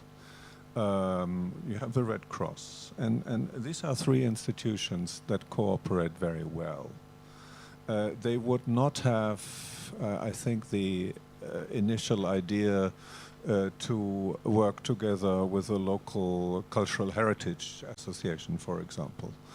Not to speak of a very left-wing development political institution. And I think that's a very interesting aspect that you mentioned, which I think we need to look much more into it, also in terms of democratic resilience and possibly also resilience against military or security impact from the outside. So, in that context, I want to mention one other thing, and that is, in some areas in Brandenburg, and probably also in the rural areas all over Germany, it's actually these voluntary fire brigades that basically represent the only societal backbone which is still there. Churches are gone, and I think the only other institution that is still there is sports associations.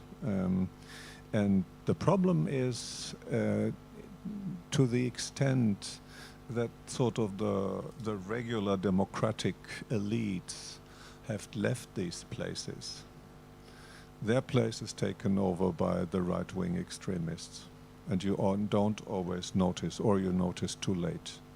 The Brandenburg government has introduced already 20 years ago, almost 20 years ago, a support system for municipalities which realize that they have a problem there to get support, people coming to their municipalities to help them sort of, do we just have a problem with a couple of crazy youngsters, or do we really have a systematic problem?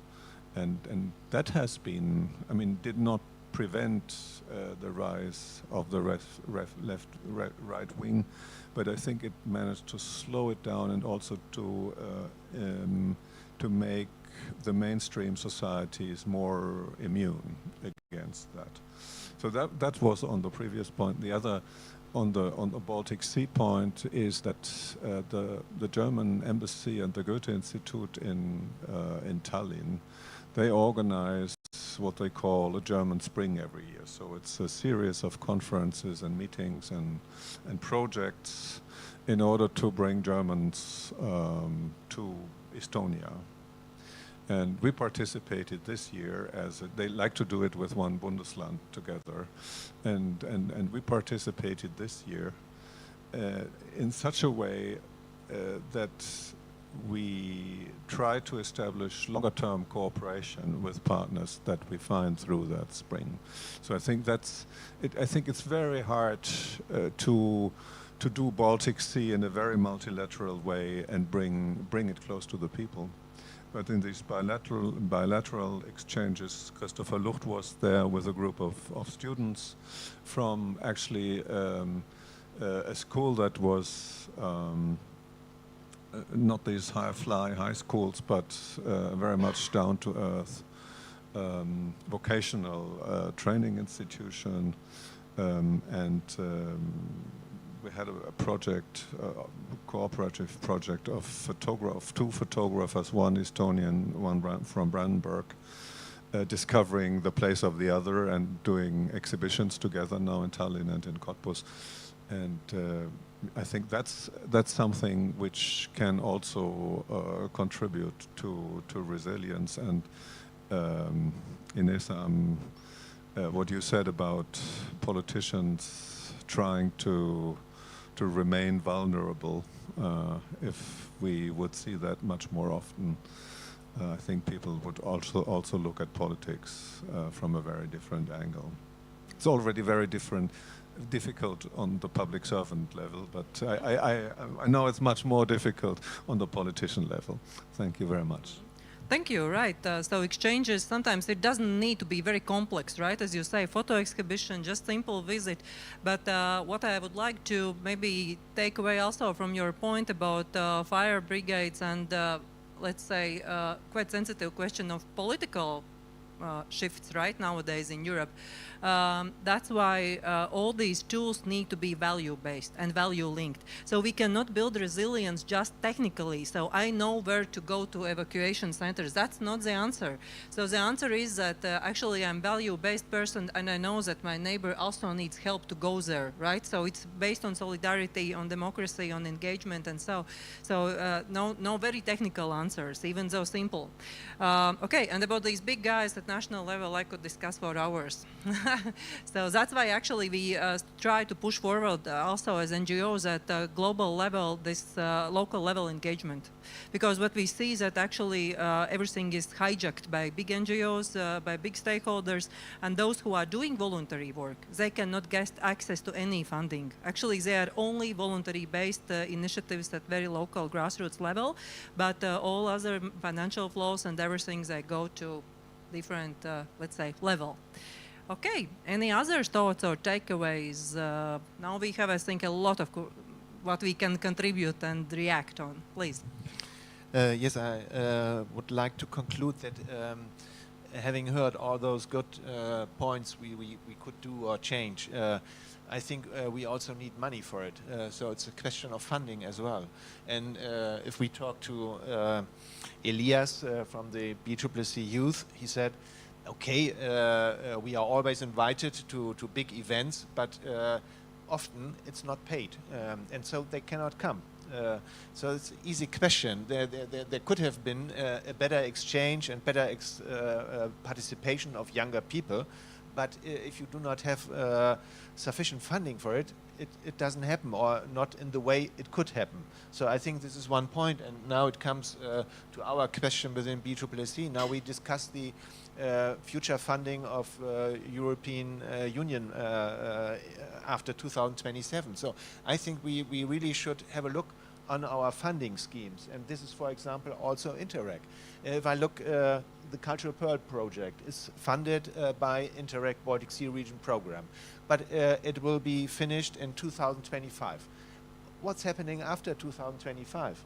So this Interreg, and I look to the national coordinator for Interreg Baltic Sea Region program, Johanna, I look to Annie-Irene from Norway, in the monitoring committee for the Baltic Sea Region Interreg program, that we should also reflect in those debates for the future funding that we need to address really more activities close to the people.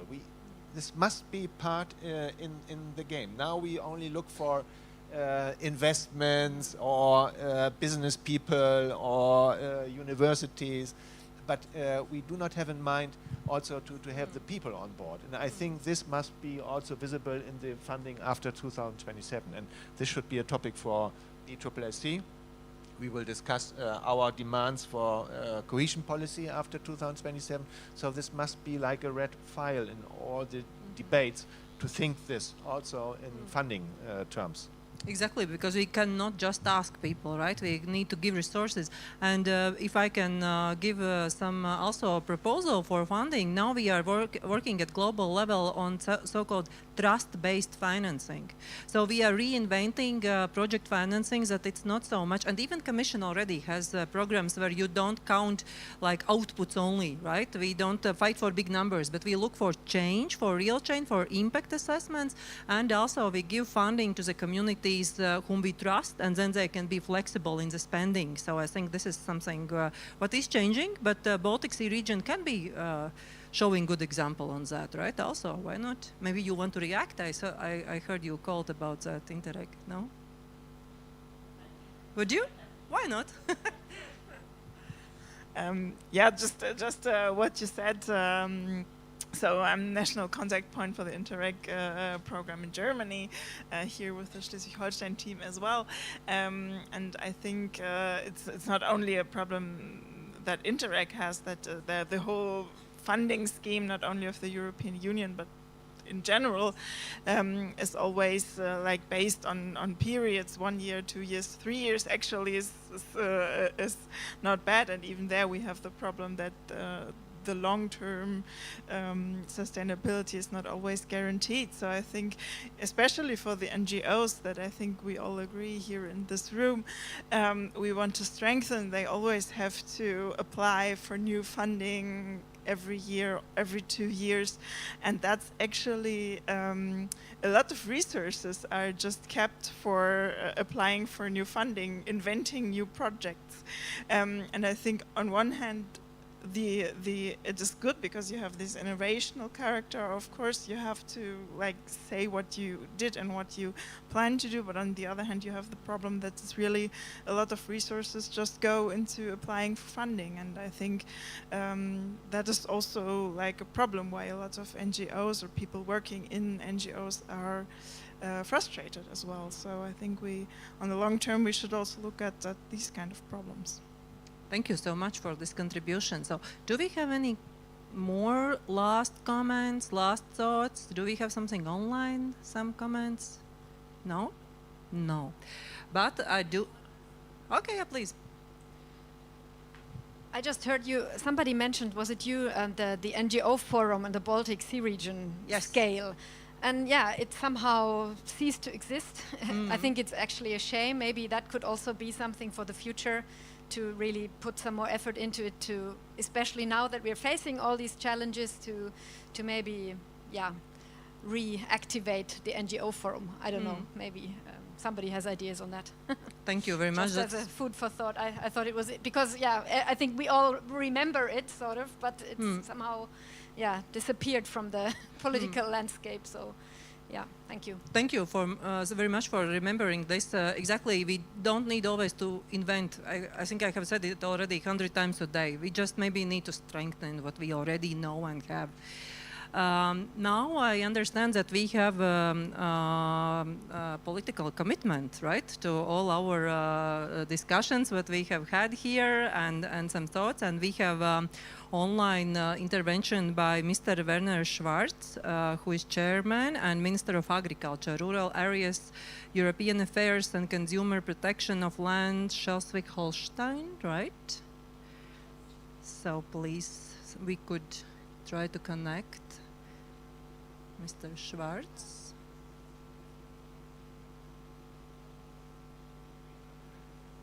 He's not connected? But maybe Inese, you want to give us some maybe we can switch the, how to say? Switch the order. Order, yes. We are doing all the time, right, today? Yes, while the minister is connecting, maybe I will just some points that I made as summarizing points, or as I say, when I attend events, I always come with a bucket. And then I gather pearls that I place in that bucket. and some of the pearls that I will take away from today's discussion and exchange of experiences and practices is that resilience, it is not a one-time event, but it is a process.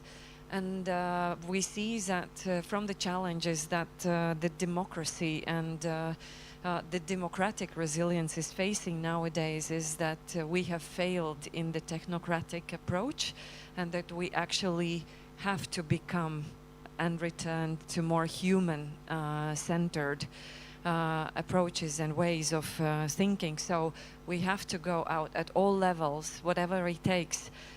We have to go out to people. We do not have to be afraid. It's okay to remain vulnerable, as it actually helps you to strengthen your individual resilience. Culture, we heard for several times that resilience, social resilience, is very much based on values. And sustainability of social resilience depends on shared values. And culture is a very strong tool to overcome various barriers and actually to build those common values. Involvement of generations, different generations was mentioned several times, empowerment of young people and empowerment of children, and we have this topic reoccurring every board meeting, I can confirm that, and also in terms of really looking for practical tools like funding to have young people present and to cover their costs and also to cover their time at the end of the day spent in different meetings and events.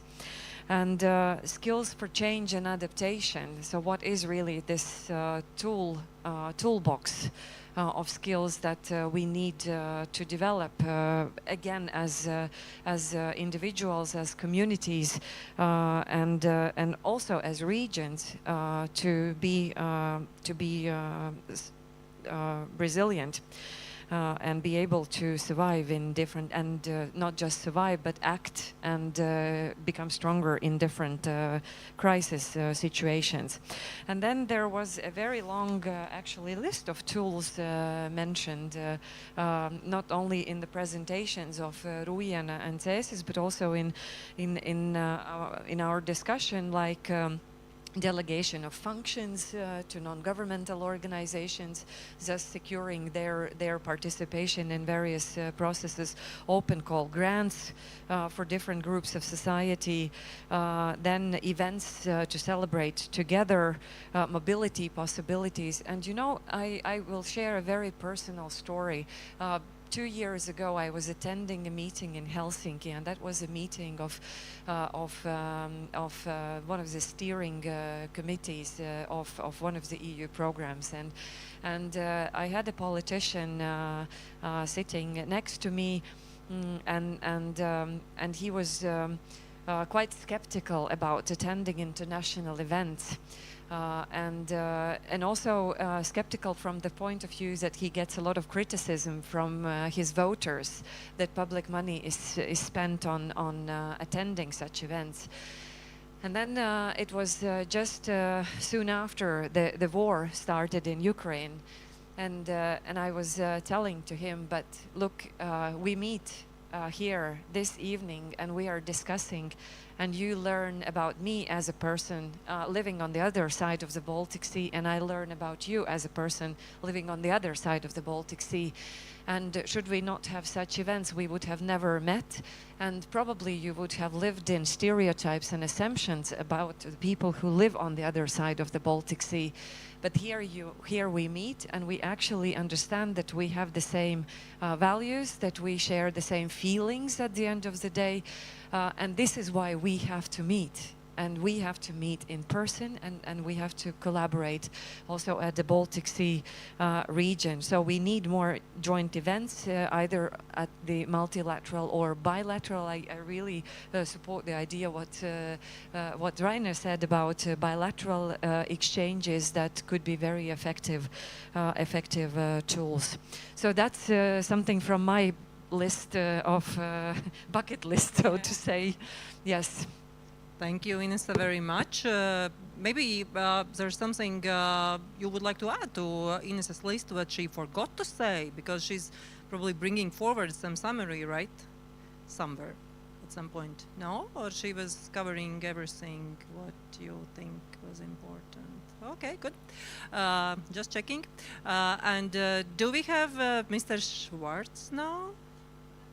Not yet. Okay, okay. I think you have two.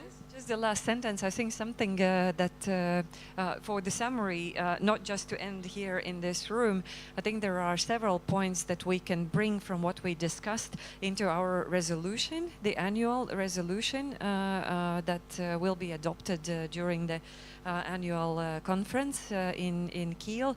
And some of the things that we discussed today, they will be formulated as points and call for action in the annual resolution of BSSSC network. Great. Sounds very concrete, right? At least resolution. But I hope there will be also some activities, what you can do bilaterally with people whom you have met here. And I, by the way, will be traveling to Finland archipelago with my daughter. We'll be very happy to be in your country, and this is also interesting learning point for us, right? How you can travel also on water, not just on land, how we have here in Latvia. So, we have fantastic. I'm not sure I'm ready to learn to read again. So we have Mr. Werner Schwartz, who is Minister of Agriculture, Rural Areas, European Affairs and Consumer Protection of Land of Schleswig-Holstein. Please, sir, floor is yours. Thank you very much, dear Inese, Suija-Markova, dear moderator Inese Vaivare, dear host, and dear BSSSC colleagues and friends of the Baltic Sea Cooperation. Thank you so much for your kind invitation to the round table on democracy and strengthening of social resilience of communities. I'm very sorry that I cannot participate online, only can participate online and only very briefly. However, please allow me to make a few remarks on our common topic of today, even though I have not followed your discussion. In today's political climate, resilience has become a buzzword. I'm sure it was mentioned here already very often, for a good reason. As the German Chancellor said, we are witnessing a turning point, the German word Zeitenwende. We have new NATO members, the war in Ukraine, disaster prevention, crisis preparation and energy security on our agendas. In addition, we are worrying about the resilience of our democracies, which are threatened by populists in many European countries in the event of the election to the European Parliament in a few days. I believe the core of every society of communities, they form the backbone of every society's ability to overcome challenges, work together, organize itself, and build a better future together. This is where social resilience comes into play. It is the ability of a community to overcome challenges, adapt and thrive together. Moreover, to learn from these challenges together. Recent experience from Ukraine confirms this. More and more studies indicates that local authorities and local communities play a central role in maintaining social functions and protecting their population in times of crisis. Culture offers us the perfect tool to work on these resilience factors. The power of the culture to connect people, strengthen communities, and thus make us more resilient to the challenges of our time also brings us together here. In the context of BSSSC and the Interact Baltic Sea Cultural Pearls project, it is not just about individual municipalities and local communities, but it is about a transnational network in the entire Baltic Sea region. BSSSC and Schleswig-Holstein have strongly supported the development of the Interact project Baltic Sea Cultural Pearls since 2018 and acts as a partner in this project. We are very happy that cities from Schleswig-Holstein, our capital Kiel, and Vidzeme region, Vienna, have been awarded the title in the first round. From you on the Latvian Cultural Pearl Vienna earlier today. With this project, we want to connect communities, bring them into contact with each other and initiate learning processes. For us, this idea is not a temporary success, but a long-lasting concept that we and the entire consortium are convinced of and that we want to fill with life far beyond the project duration. In the process of this project, it quickly became clear that there should be cities of culture on the Baltic Sea that are not in fierce competition with each other, but instead learn together and from each other. The aim is to award prizes and put the spotlight on cities with a special cultural heritage, history, and development. As the project developed, it became increasingly clear that resilience was to become the common denominator and the unique selling point of the Baltic Sea capitals of culture, now called Baltic Sea Cultural Pearls. The Baltic Sea Cultural Pearls Kiel, Svendborg in Denmark, Vienna, and Jakobstad in Finland have submitted the 4 best action plans for culture and resilience in 2024. They will be our first test cases for our ideas. Currently, the selection of the cultural pearls in 2025 is ongoing. From a BSSSC chairman's point of view, I want to convey one main message today. We need this project to continue. We have heard today how important this work is. I can only emphasize this. Therefore, others and BSSSC need to come up with creative solutions on how to keep the idea of the Baltic Sea Cultural Pearls alive after 2025. We will have one workshop of the pearls at our BSSSC annual conference in Kiel to exchange on ideas for the future. Moreover, we will celebrate the Cultural Pearls 2024 with the festive cultural evening at the Schauspielhaus in Kiel on September 19th. We think it is very important to co-create the solutions for a long-term strategy. Please join us for this exchange. You are all very welcome to Kiel to the BSSSC annual conference on September 19th and 20th. Thank you very much for your attention.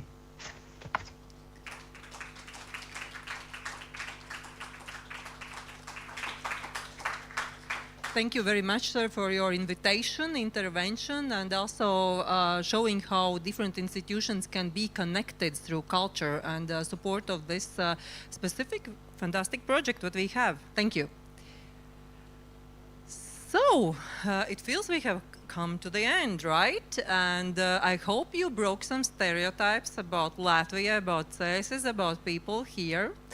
And I hope you will spend a fantastic tour, have a fantastic tour and spend a nice evening here. And maybe you want to tell some technical details. And thank you for inviting me, by the way, letting challenging NGOs in your bubble.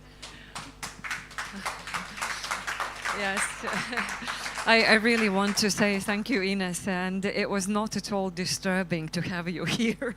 So, and thanks a lot for your professionality and everything you do for Latvia and also for the international commune. Now, yes, with this we kind of conclude the formal part of today's coming together. I know you are freezing and it's +30 outside. but we will move a bit now, and you will have a chance to glance into the Space Education Center, which is the newest facility we have in Cēsis, opened just last year at the end of September. And the team will the team of the Space Center Space Center will guide you around. But before that, we have a coffee break, right? So we have an energizer, and after that we have Lima. What time do we leave? We leave at 5 o'clock from here. 5:15. So if in any case you sneak from the visit and you are just somewhere in another corner or just want to take a break, so we will be leaving from here with an organized transport 5:15, and then you will have the time in the hotel until 7 o'clock. You can enjoy the nature around you, listen to the birds, and maybe enjoy some mosquitoes that are a lot this year, and we will have dinner in the hotel. So we will have, Anirin. Yes, we can leave, and then after the excursion we can come and pick up things. Yes, so please feel free, and thanks a lot for coming. It's great to have you all in Cēsis, and we will have good time together. So until tomorrow. Yes.